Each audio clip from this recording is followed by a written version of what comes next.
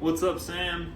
So I'm looking at the end of the first page of Steamroller and the beginning of the second page of the tab. It's the turnaround of the song form, and it's a pretty challenging section, to be honest with you. Nothing I think that you couldn't handle, but it's going to take a lot of repetition and memorization, and probably just some time to just kind of grok what's actually happening with the phrasing. I find his phrasing is always not what I would think for my own playing. Anyway, also there's a little bit of a difference between the tab and the recording. So I'm gonna kind of try to split the difference, basically just like get the essence. Stay true to the written version just because I know that's the resource that you have as much as I can. So anyway, I'm gonna reference the recording a lot. Yes, I'm a steamroller now, baby. I'm bound to roll all over you.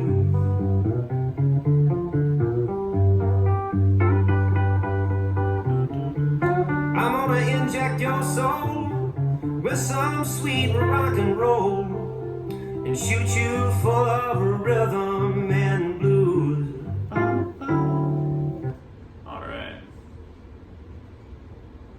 So probably won't be the last time I listen to that. But so I'm on, just for the record, I'm on measure 8. So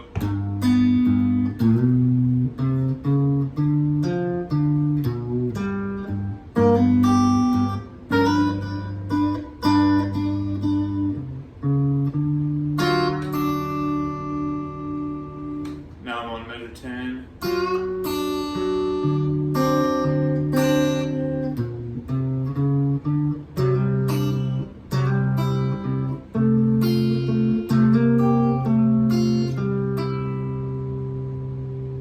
Measure 12.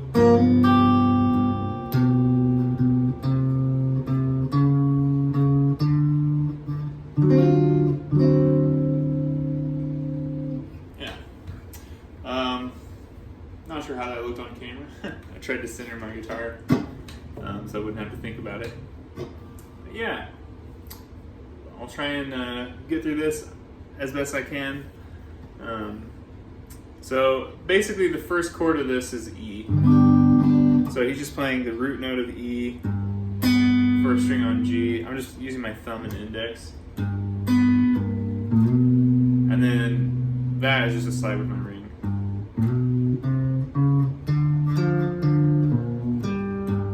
So that's kind of the first little awkward, it's not really that awkward, but slightly weird, not how I normally play fingering, but it just sort of lays out that way. When I do it, I'm talking about this bend. I end up using my ring to bend this down, and then my middle to play that 2 on the D string.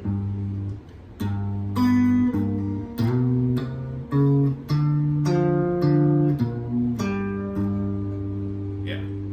As far as my right hand, to be honest with you, Sam, I'm just kind of grabbing whatever string with whatever finger. It's mostly my thumb and index.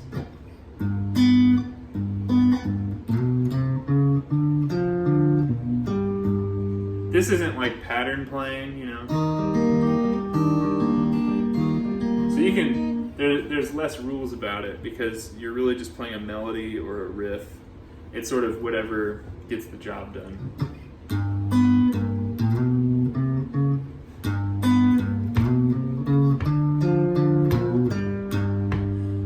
Whenever I come across parts like this that are challenging for me to memorize or kind of latch onto, I stick on one measure and just kind of play on that over and over.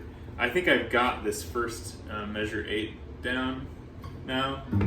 Yeah, I think I'm pretty much just using my thumb and index on my right hand.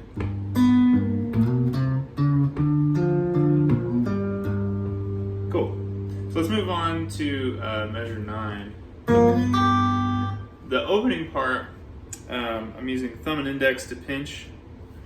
And then I like to use my ring on the high E, but you can use your middle if you want.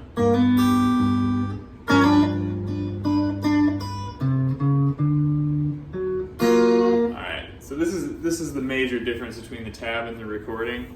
The tab has got like this, but James doesn't really actually play it that way. It's more like I don't need to find it. It's more like just the traditional blues, like that. So just think 1, 2, 3, 1, 2, 3.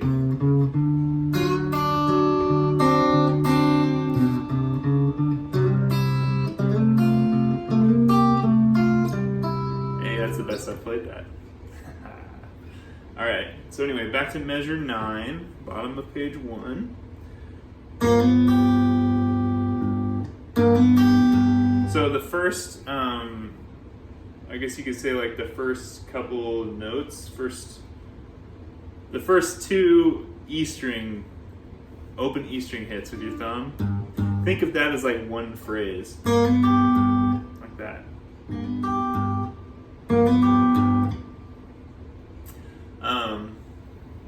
And then think of this as its own thing. And if you split it up like that, I think it's a lot easier to practice and just to mentally get.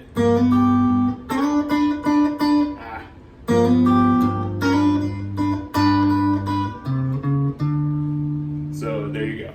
Now, this next part was the most challenging for me. So what he's doing is he's setting up a B7 chord. Just don't use your pinky for the high E. So just literally 2 on A, 1 on D, 2 on G. Like that. And then he's adding his pinky on 3 of the B string. That's the chord voicing, but he's not playing that explicitly. I just want you to be able to visualize that. Anyway, so this bit right here.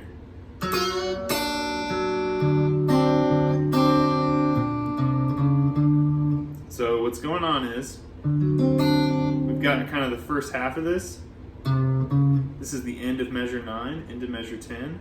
So end of measure 9. Now into measure 10, we're going to leave this middle down, add our index and pinky to kind of complete the chord, and we're going to have to pluck those 2 strings together. The way I ended up doing it is with my index and ring. As you can see, I'm pulling down on that B with my pinky finger.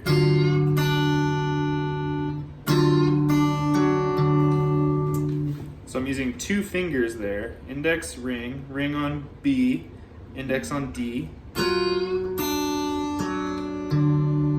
That's a tough little action. I would highly suggest just doing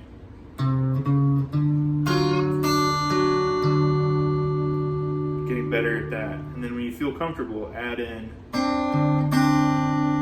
So end of measure 9 into measure 10.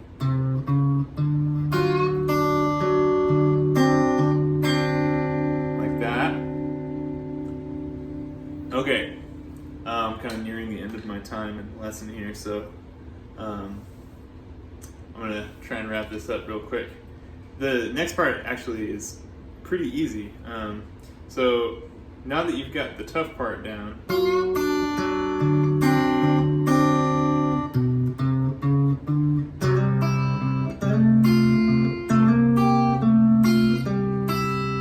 that part's actually really nice and easy sounding.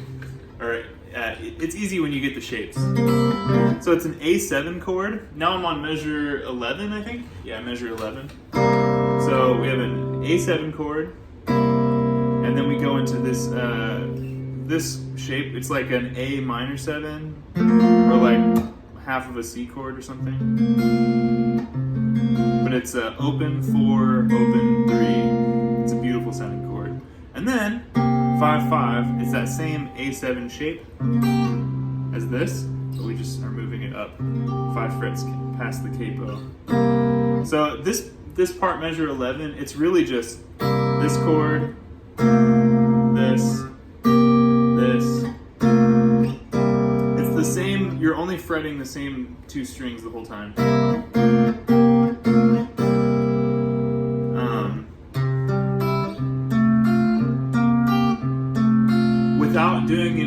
fancy slides and styling, you could just go open A, D, B. And the way I'm fingering it with my right hand is thumb, index, ring. Thumb, index, ring. That's just me, that's what I like to do. Sorry, let me get you a better.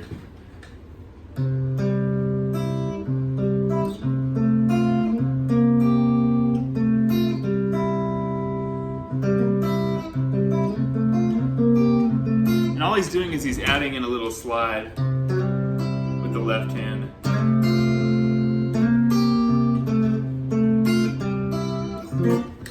All right, I'm officially out of time. I'll play the last part. Sorry.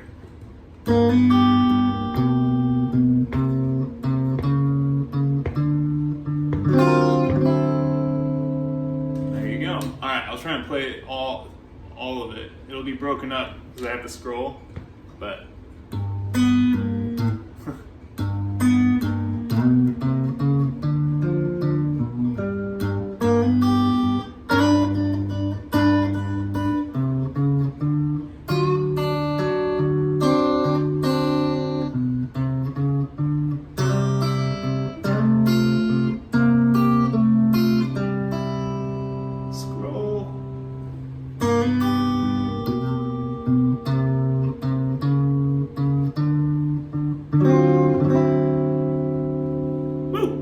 We made it. Hope you feel better soon, Sam. Bye.